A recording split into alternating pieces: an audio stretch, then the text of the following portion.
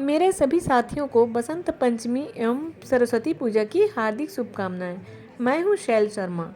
आज बसंत पंचमी के अवसर पर हमारे पंडाल में सरस्वती पूजा एवं भंडारे का आयोजन रखा गया है। अभी सुबह के 10 बजे हैं और हमारी तैयारी चल रही है। पंडित जी का इंतजार हो रहा है। आज कला, संगीत, बुद्धि और ज्ञान की देवी माता सरस्वती का जन्मोत्सव है। सरस्वती पूजा में रोली, मौली, हल्दी, केसर, अक्षत, सफ़ेद या पीले रंग का फूल और पीली मिठाई जरूरी है। इसके अलावा सभी प्रकार के ऋतु फल के साथ साथ आम का बौर, गाजर और विशेष रूप से बेर चढ़ाया जाता है। माँ सरस्वती को सफ़ेद और पीली वस्तुएं अति प्रिय है। आज से ऋतुओं के राजा बसंत का शुभारंभ होता है। बसंत का भी मुख्य रंग पीला होता है, इसलिए जब बसंत पंचमी की बात आती है तो पीला पहनना वास्तव में महत्वपूर्ण है, क्योंकि यह विकास, समृद्धि और नई शुरुआत का प्रतिनिधित्व करता है। ऐसा माना जाता है कि पीला रंग अच्छी ऊर्जा का रंग है और देवी सरस्वती के आशीर्वाद का आह्वान करता है। अब पंडित जी आ चुके हैं और पूजा शुरू हो चुकी है। हमारी सभी फ्रेंड्स श्रद्धापूर्वक माँ सरस्वती की पूजा देख रही हैं।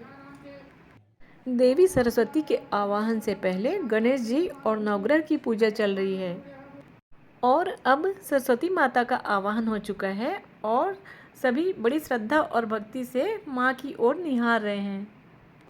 वेद और पुराणों में कहा गया है कि सृष्टि के आरंभ में माघ शुक्ल पंचमी तिथि को ज्ञान की देवी सरस्वती प्रकट हुई थी।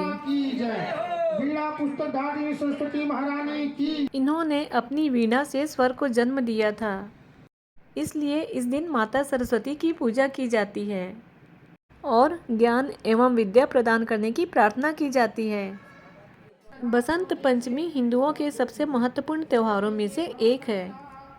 आज के दिन पवित्र नदी में स्नान करना चाहिए और माँ सरस्वती को हल्दी अवश्य अर्पित करना चाहिए। अब यहाँ पर माँ को पीले रंग का हार और चुनरी उड़ाकर सजाया जा रहा है। बसंत पंचमी के दिन माँ सरस्वती को पीले मीठे चावल या खीर चढ़ाना बहुत शुभ माना जाता है।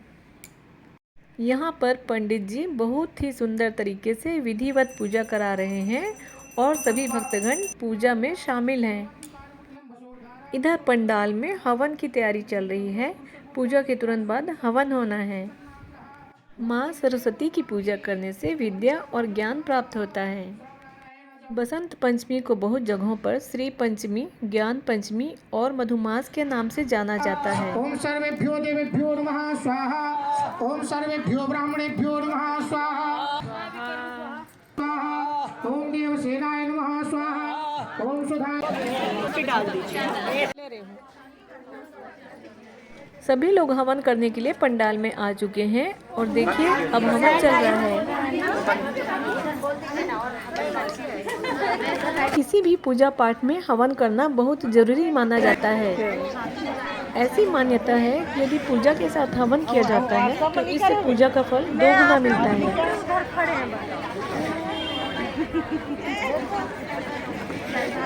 इसलिए किसी भी पूजा और उत्सव का एक प्रमुख अनुष्ठान हवन को ही माना जाता है। हवन के माध्यम से ही मानव देवताओं को प्रसन्न करते हैं और मनोवांछित फल प्राप्त करते हैं।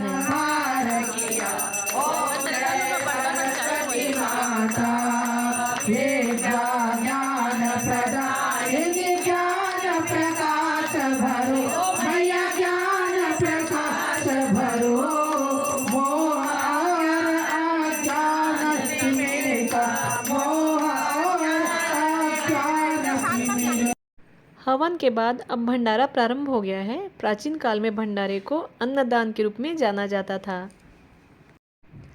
अमीर गरीब हर कोई भंडारे के भोजन को प्रसाद के रूप में ग्रहण करते हैं, तो सभी अभी भंडारे के रूप में माँ का भोग ग्रहण कर रहे हैं। यह भोग जितना ज़्यादा बटे उतना ही अच्छा है। अन्नदान का उल्लेख शास्त्रों और पुराणों में कई स्थानों पर किया गया है। भंडारे में लोग अपनी श्रद्धा और क्षमता के अनुसार भोजन बांटते हैं। और इधर देखिए हमारी फ्रेंड्स सेवा में लगी हुई हैं। सभी अपना श्रमदान कर रहे हैं और पुण्य के भागी बन रहे हैं। फ्रेंड्स, हमारा यह कार्यक्रम अभी संपन्न हो चुका है।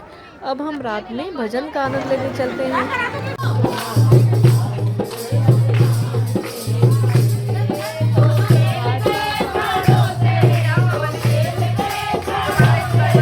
और भजन कीर्तन के बाद हमने अपने नन्हे मुन्ने बच्चों के लिए जीके प्रश्नोत्तरी का कार्यक्रम रखा है, जिसमें ज़्यादातर रामायण, महाभारत और करंट इवेंट के प्रश्न पूछे जा रहे हैं।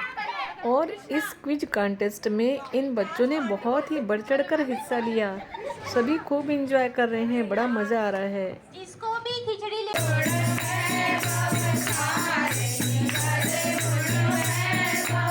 इस बार बसंत पंचमी के अगले दिन गुरुवार था, तो पंडित जी के कहे अनुसार हमने विसर्जन का कार्यक्रम शुक्रवार को रखा।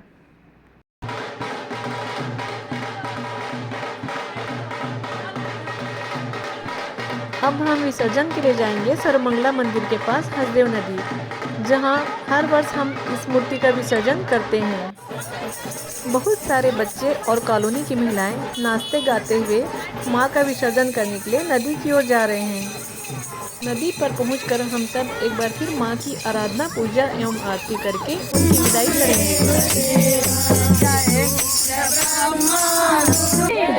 सरस्वती माता की। भाभी ठीक से देखिएगा, अंदर नहीं जाइएगा। जब देव प्रतिमाओं को विसर्जित किया जाता है तो देवी देवताओं का अंश मूर्ति से निकलकर वापस अपने लोक को चला जाता है, यानी परम ब्रह्म में लीन हो जाता है। यही कारण है कि मूर्तियों और निर्माल को जल में विसर्जित किया जाता है। कला, संगीत, बुद्धि और ज्ञान की देवी माँ सरस्वती आप सबकी मनोकामना पूर्ण करे। एक बार आप सबको फिर से बसंत पंचमी की हार्दिक शुभकामनाएं।